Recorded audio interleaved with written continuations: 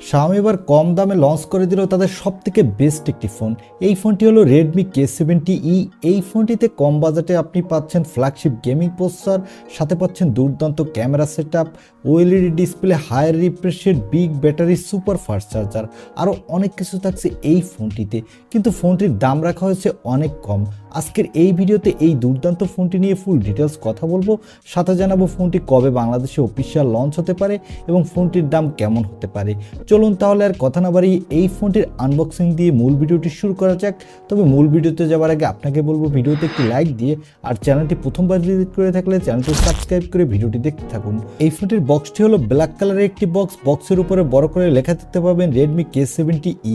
আর বক্সটি খুললেই পাবেন ছোট্ট একটি বক্স। বক্সের ভিতরে পাবেন সিম ইজেক্টর পিন আর পাবেন ব্যাক কভার, তারপরে পাবেন USB A to Type C কেবল আর পাবেন 90 ওয়াটের একটি ফাস্ট চার্জার।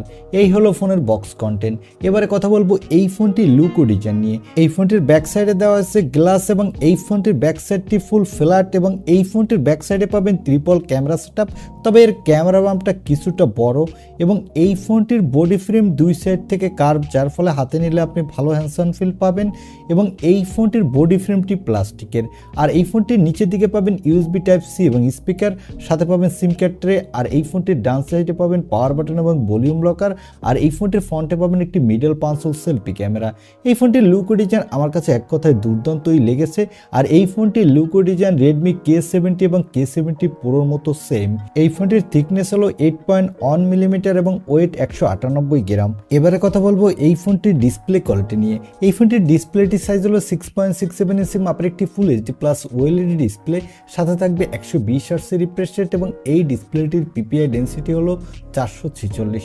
আর ডিসপ্লেটির পিক ব্রাইটনেস হলো 1800 নিটস। এখানে 1800 নিটস পিক ব্রাইটনেস থাকার ফলে আপনি ডে লাইটে এই ডিসপ্লেতে কোনো প্রকার ব্রাইটনেসের ঘাটতি পাবেন না।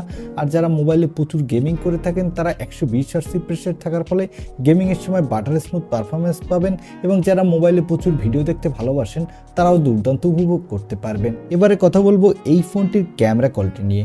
আগেই বলেছি এই ফোনটির ব্যাক সাইডে দেওয়া হয়েছে ট্রিপল ক্যামেরা সেটআপ, যার প্রাইমারি লেন্সটি হলো 64 মেগাপিক্সেলের।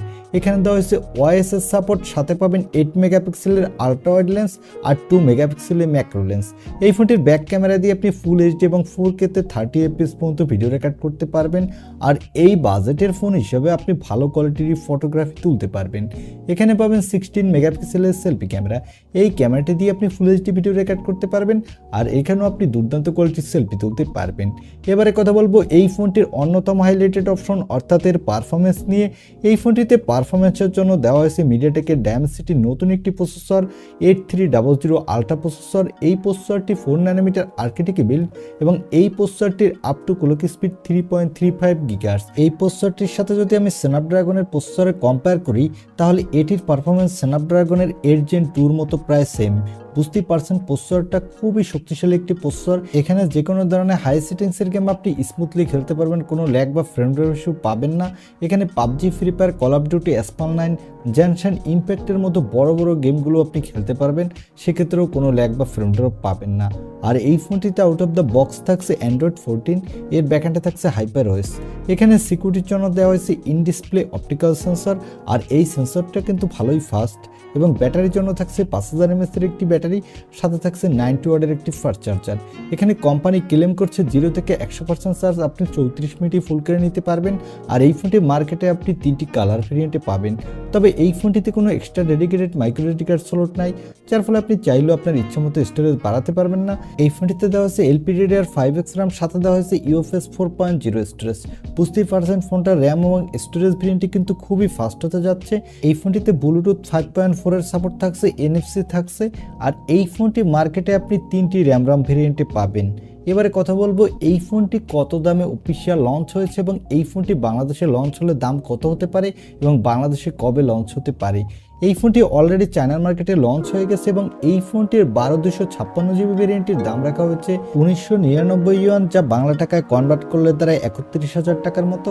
এবং এর 12512GB ভেরিয়েন্টের দাম রাখা হয়েছে 2199 ইউয়ান, যা বাংলা টাকায় কনভার্ট করলে দাঁড়ায় 34,000 টাকা। আর এই 16GB বাই 1 টেরাবাইট এই ভেরিয়েন্টের দাম রাখা হয়েছে চাইনিজ টাকায় 2599 ইউয়ান, যা বাংলা টাকায় কনভার্ট করলে দাঁড়ায় 40,000 টাকা। তবে এই ফোনটি এই নামে লঞ্চ হবে না, এটি পোকো ব্র্যান্ড ব্র্যান্ডের আন্ডারে লঞ্চ হবে, পোকো X6 প্রো নামে লঞ্চ হবে এবং এই ফোনটির দাম হবে বাংলাদেশের মার্কেটে আনঅফিশিয়াল 40,000 টাকার আশেপাশে।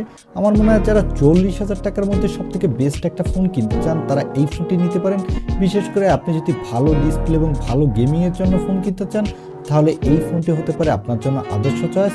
তবে আপার ভেরিয়েন্টগুলোর দাম আরও বেশি হবে। তবে এই ফোনটি বাংলাদেশে অফিসিয়াল লঞ্চ হতে অনেকটা লেট হবে।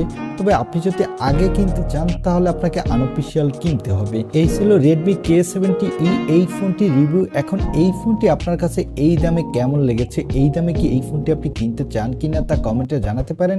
আর ভিডিওটি ভালো লাগলে অবশ্যই একটি লাইক দিয়ে চ্যানেলটি সাবস্ক্রাইব করে আমাদের সাথে থাকুন। দেখা হবে নেক্সট ভিডিওতে। আজকের মতো আল্লাহ হাফেজ।